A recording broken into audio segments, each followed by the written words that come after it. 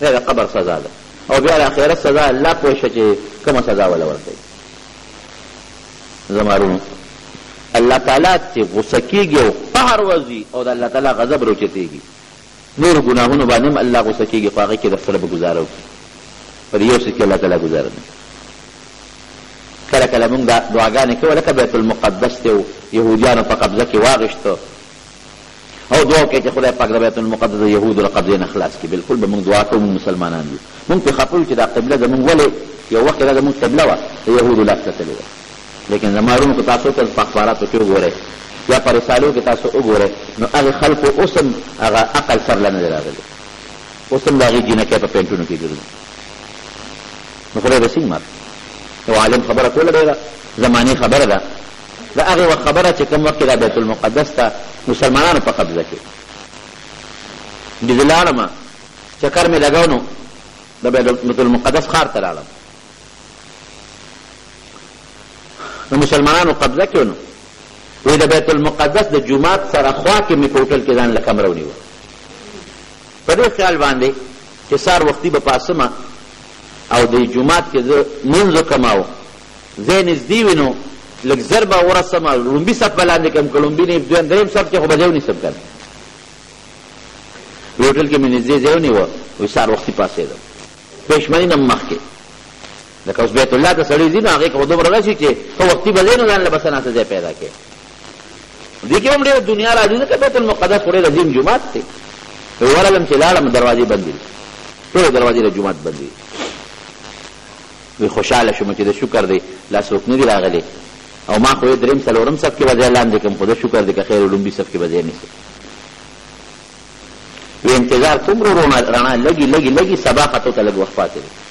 وی دې کې یو موټر راغی، د بیت المقدس جومات ډېر عظیم الشان جومات دی. موټر راغی، وی د دې جومات سره خوا کې د ګاډو د ودرېدلو هغه پارک چې دی کوم ځای کې ګاډي ودرېږي نو هغه ځای دی. وی ګاډي ودرېده، هغه راروشي یو سړی ته راکوز شو، خو چې کوم سړی ته راکوز شو نو پتلون یې دی او خپل بنین منین یې چولی دی، سر یې هم خریلی ده، ګیره هم خریلی ده او برېت مرېت هر څه یې خریلی دي او سګرټ ورسره په لاس کې دی. وی راکوز شو، چابیان یې راوځي د جومات د دروازې او ما ته یې ښکته پورته وکتل چې دا سړی څه کوي.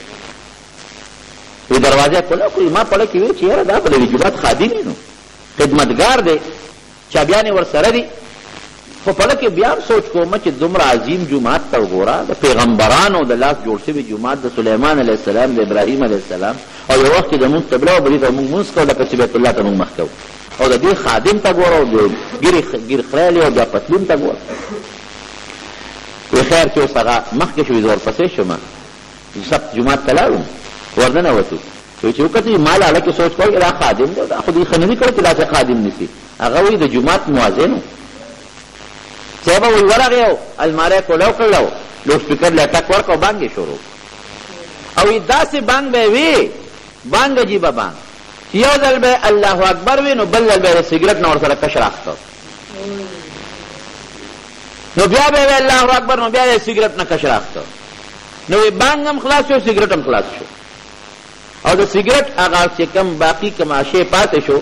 نو وی د سپونو مخې ته د بیت المقدس جومات د سپونو مخې ته په قالین باندې د سګرټو د هغه بورې هغه لوښي ني د دفترونو کې بعضې وخت پراتي، دا پراته وو ځای پر ځای. چې دا خو پوره رواج دی په دې خلکو کې، ځکه جومات کې خلک لکه سپلو هغه شي ږدي که نه، یا مثلا د قرآن شریف دپاره پکې روحیدونه ږدي، هغې دپاره سګرټو د بورې شیزونه پراته وي. هغه سګرټ یې راواخېست او هغه شي کې کېښود. ډېر افسوس کوم چې خدای دا دې جومات ته وګوره، دې مؤذن ته وګوره، دې سګرټ ته وګوره. نبي علیه السلام مبارک فرمایي چې جومات ته ځې نو پیاز اوږه به نه خورئ چې د خولې نه دې بوی نه ځي، ځکه چې د کوم څیز نه انسان ته ضرر رسېږي د هغې نه فرشتو ته ضرر رسېږي. مباحه شی مه خوره او دا سګرټ او بیا په جومات کې. وی دې کې لږ ساعت غرغرو شو، وی بل موټر راغی، بار ودرېد او د هغې نه بل سړی راکوز شو. وی چې اوس هغه څنګه جومات ته دننه راغی، وی هغه ته چې مې وکتل هغه هم اوس سګرټ په خوله کې دی، سر یې سرتور دی، پټکې خو ځکه ټوپۍ هم نشته، ګیرې هم خریلې ده، برېت هم خریلې دي، هم پتلون کې دی، د غاښي پرتوت کې دی او بنین یې اچولی دی. چاټ ورته دي ویو که څه ورته وی هغه نیغ راغی صاحبه، وی مې چې دا به مقتدي و د بیت المقدس امام خو به خامخا پټکې والي، ګیره به یې خو کم از کم وي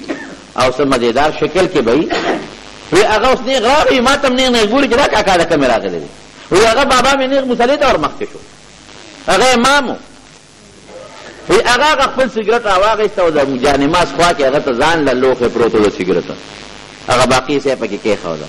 وی په 3 قسم جمع وکړه یو هغه ګیرخریلی مؤذن او یو خریلی امام یو پکې د ګیرې والا ملا پټکي سره وی جمع مو کړه وی ما چې بنده د دې کلي نه وځګنې د خدای قهر و غضب هر کله چې په دې قوم را روان دی هوټل ته لاړم وی چې هوټل ته لاړم هغه بیره راله راغې وی ما ورته وی چې ماله شیک راوړه ناشته ما ته چې ما ورته یاد کړ وی ما ته وی چې وروره یهودي ته یهودي خو نه ما وی ته خو مسلمان یې اوس ورته یم چې نه یهودي نه یم نو خبره خلاصه شوه ودرېږه تپوس ته کوم وی ما چې تا پس وپېژندم چې زه یهودي یم وی د یهودیانو هم غټې غټې ګیرې دي او ستا هم ګیره ده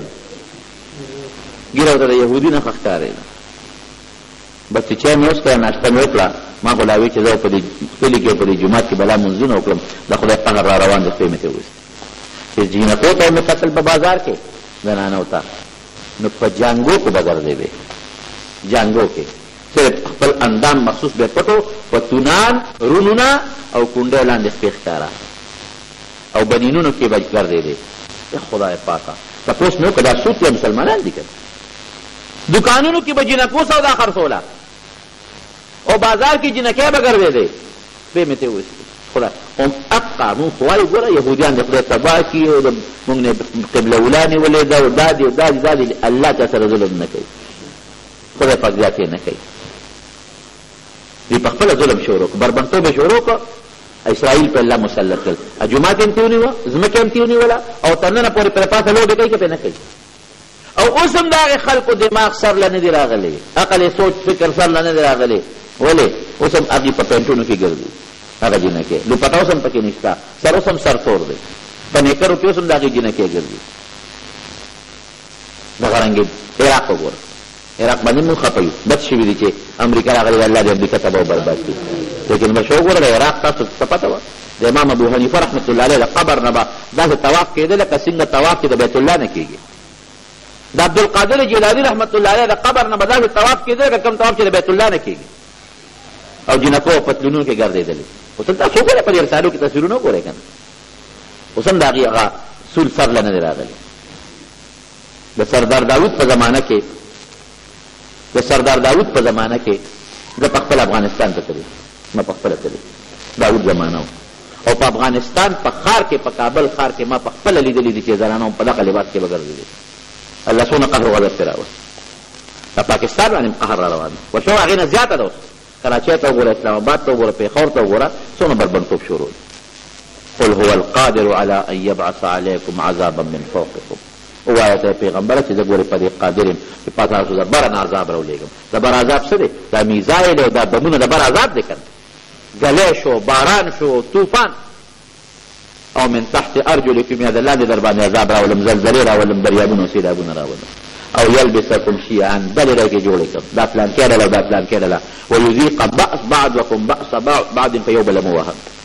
له یو لګي یو وجني بل لګي بل وجني یو خلاف او بل د بل خلاف یو ته دماغه کړو بل وجل او بل وجل انظر كيف نصرف الآيات لعلهم يفقهون